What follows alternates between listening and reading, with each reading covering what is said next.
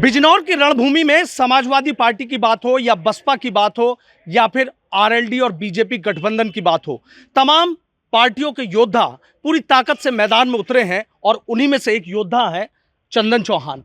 चंदन जी, कितनी चंदन की खुशबू बिजनौर वालों को पसंद आ रही है? देखिए, खुशबू पूरी बिजनौर लोकसभा से लेके पश्चिम उत्तर प्रदेश और पूरे उत्तर प्रदेश के अंदर है।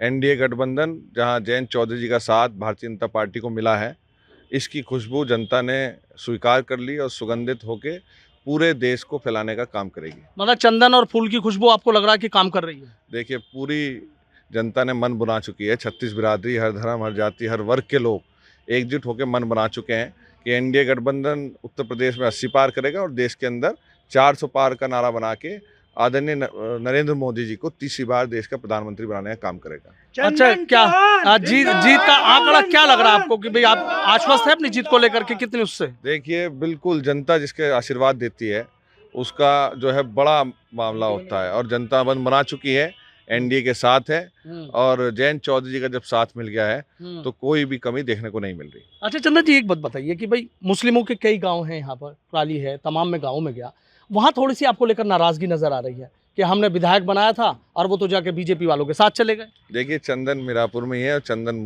बिजनौर में ही है। चंदन कहीं नहीं गया और चंदन अपने लोगों के साथ है और हमेशा साथ रहेगा। हमारा उनका सभी समाज का 36 बिरादरी का 3 पीढ़ियों से संबंध है।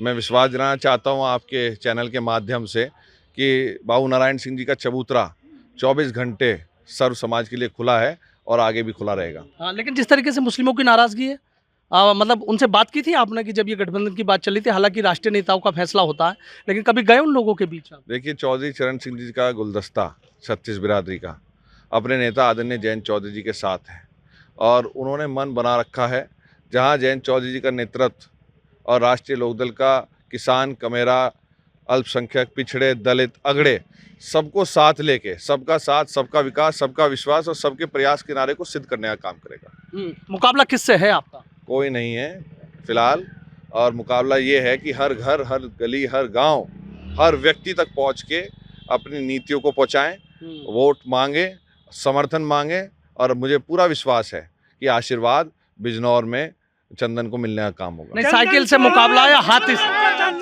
साइकिल से या हाथी से मुकाबला? कोई नहीं, तो तय उन्हें करना है। यहाँ फिलहाल कोई टक्कर नहीं है और आप सब लोग जानते हैं कि बिजनौर नया इतिहास लिखना जाना चाहेगा और ये हमारा गंगा जमुना के क्षेत्र का बीच की दोआब की ज़मीन है, बहुत फर्टाइल है और यहाँ पे हर तरह की फसल होती है। तो यहाँ प्यार की फसल की उपज होगी, भाईचारे की फसल उपज होगी, तरक्की की फसल उपज होगी, विकास की फसल उपज होगी और आने वाले समय में आप देखेंगे कि हम बदलाव अपने लोगों के जीवन शैली में लाके विकसित भारत का निर्माण करेंगे। विजेंद्र चौधरी हैं, बीएसपी से प्रत्याशी हैं, उनका सीधा कहना है कि इस बार जो हाथी है वो नल को उखाड़ लेगा। देखिए, ये सब दावे करते हैं, जिनकी ज़मीन नहीं होती उनके दावों में की भी ज़मीन नहीं होती। मुझे ये पता है कि यहाँ चौधरी साहब ने ऐसा समीकरण बनाया है कि जिसका तोड़ किसी भी विपक्षी पार्टी के पास नहीं है। आदरणीय मोदी जी की स्वीकार्यता है, जैन जी की स्वीकार्यता है और एक मैं सामान्य कार्यकर्ता होने के नाते बाबू नारायण सिंह जी मेरे दादा उप मुख्यमंत्री रहे इस प्रदेश के, संजय चौहान जी यहाँ से पूर्व में सांसद रहे, विधायक रहे और जब भी पूरा सब 36 बिरादरी का समर्थन था, आज भी उन्हीं का आशीर्वाद है जो फल फूल रहा है और मुझे पूरा विश्वास है, ये विश्वास को मैं कभी डिगने नहीं दूंगा। लेकिन जिस तरीके से बसपा वाले कह रहे हैं कि दलित मुस्लिम समीकरण है हमारा, बहुत मजबूत समीकरण है, इस बार फूल भी मुरझा जाएगा और नल से पानी भी नहीं निकलेगा, सूख जाएगा। मैंने पहले भी कहा, मैं कहने लगूँ अकेला मैं जिता दूंगा। जीतता हुआ है जिसे 36 बिरादरी का समर्थन मिलता है, सर्व समाज का मिलता है। समाज में कोई छोटा बड़ा, कोई ज्यादा कम नहीं होता। ये समर्थन हमारे पास है और किसी के पास है ही नहीं। लेकिन विजेंद्र कह रहे हैं कि इस बार तो हाथी यहाँ पे जीतेगा, पिछली बार भी हम जीते थे, इस बार भी हम जीतेंगे। देखिए, हवा में उड़ने के लिए जड़ें मजबूत होनी चाहिए, ऊंचा उड़ान भरने के लिए। जिनकी जड़ें नहीं वो ऐसी बात करते हैं। आपको लगता है विजेंद्र सिंह जड़ें? चंदन चौहान चौधरी विजेंद्र की जड़ें नहीं है? इंडिया गठबंधन चंदन चौहान। आपको लगता है कि जो बीएसपी कैंडिडेट है उनकी जड़ें नहीं है? नहीं, किसी की जड़ें नहीं है। जड़ें चौधरी चरण सिंह जी की, बाबू नारायण सिंह जी की और इनकी विरासत की है और जो बहुत गहरी हैं और विश्वास से बनी जड़ें हैं वो कभी खत्म होने, ऊपर वाले के आशीर्वाद से 36 बिरादरी सब साथ हैं और जो नौजवान पीढ़ी अब आ रही है उनमें उनका पूरा विश्वास है। समाजवादी पार्टी की बात कर लेता हूँ, दीपक सैनी है, वो भी तो साइकिल लेकर निकल रहे हैं कि चंदन से आगे निकल जाऊंगा, मेरी तो साइकिल है। देखिए, जब नल का चल रहा है तो नल की रफ्तार इतनी है चलाने की कि सब बह जाएंगे, कोई नहीं है सामने। और ये चुनाव पिछड़ चुके हैं, इसमें ये मैंने पहले ही बताया आपको, ऊंचा उड़ने के लिए ज़मीन में जड़ें गहरी होनी चाहिए। और यहाँ जड़ें राष्ट्रीय लोकदल परिवार की, बाबू नारायण सिंह जी परिवार की और भारतीय जनता पार्टी के हमारे सबके यशस्वी प्रधानमंत्री नरेंद्र मोदी जी की स्वीकार्यता, उसका तोड़ किसी भी विपक्षी पार्टी के पास नहीं है। एक आखिरी सवाल मेरा ये है कि फिर उसी बसपा पे घूम के आ जाता हूँ, बसपा वाले आप ही से क्यों कंपटीशन मान रहे हैं? सीधे कहना है कि भाई चंदा, आपको उन्हें पता होना चाहिए, वो उनको उनका मसला है, वो कहाँ दिमाग लगाए। ये जनता का चुनाव है, जनता ने अपने हाथ में ले लिया है। मतलब आपसे अगर चुनाव कहेंगे या आपसे चुनाव लड़ेंगे तो लगता है कि ज्यादा मजबूत होगा। मैं तो सामान्य कार्यकर्ता हूँ, मैं बहुत छोटा हूँ, मैं अकेला कुछ नहीं कर सकता।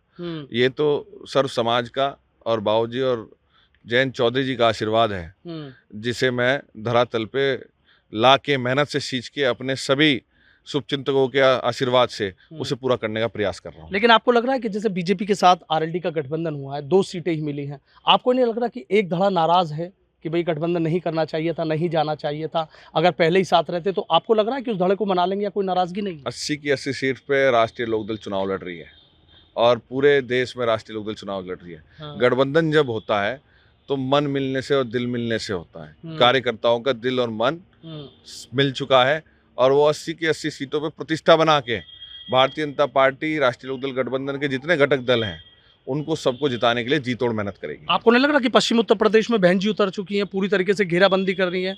आकाश आनंद ने उनको भी मैदान में उतार दिया, भाई घेर लो इस बार तो बीजेपी को, आरएलडी। बहुत लेट हो चुके सब। जयंत चौधरी जी बहुत दिनों से मैदान में है, हम सब उनके सामान्य कार्यकर्ता मिलके चुनाव की तैयारी में बहुत पहले से लगे हुए थे। चुनाव तो अब जनता मन बना चुकी है, 19 तारीख के इंतजार में है। और आप देखिए बिजनौर में नल का चलने का काम होगा और जहां भारतीय जनता पार्टी का सिंबल है वहां पूरा करने का काम होगा। एक सवाल मुझे और ये बताइए कि इस वाली बात में कितना दम है कि भाई मुस्लिमों की सबसे ज्यादा तादाद है यहाँ पर वोटर्स के रूप में, निर्णायक भूमिका में है। ये चर्चा यहाँ पे चल रही है। जब मैं यहाँ गलियों में घूमा बिजनौर की, तो लोगों का कहना था कि जो दीपक सैनी है चंदन जी को घेर लेंगे और बसपा निकल के चली जाएगी। बोले जी ये समीकरण है, तो इस वाली समीकरण में कितना? देखिए 36 बिरादरी, मैंने फिर कह रहा हूँ आपको, चुनाव वो जीतता है जिसे 36 बिरादरी का समर्थन मिलता है। मैं अपने क्षेत्र के लोगों के दिल में बसता हूँ और वो मेरे दिल में बसते हैं, तो कोई बीच में अभी हमारे और उनके नहीं है, ना कोई भी आने के। तो ईवीएम में कितनी वोट बसेंगे जो आप कह रहे हैं दिल की बात और दल की बात हो गई है? देखिए एक तरफा चुनाव है, ईवीएम में 4 नंबर पे हमारा निशान है नल का और बिजनौर में 1 नंबर पे आने का काम होगा उसका। इतना कॉन्फिडेंस कैसे है अपनी जीत को लेकर? अपने लोगों, अपने बुजुर्गों, अपने साथियों के बलबूते पे कॉन्फिडेंस। बहुत बहुत शुक्रिया। तो देखिए आरएलडी बीजेपी के प्रत्याशी चंदन चौहान पूरा दावा कर रहे हैं कि उनके चुनाव में कहीं कोई दिक्कत नहीं है। 36 बिरादरियों का जो समर्थन है वो उनके साथ है और विपक्षी पार्टियों पर, खास तौर से बसपा पर कह रहे हैं कि बहुत देर से आए हैं। जयंत चौधरी अब तक पूरा इलाका छान चुके थे।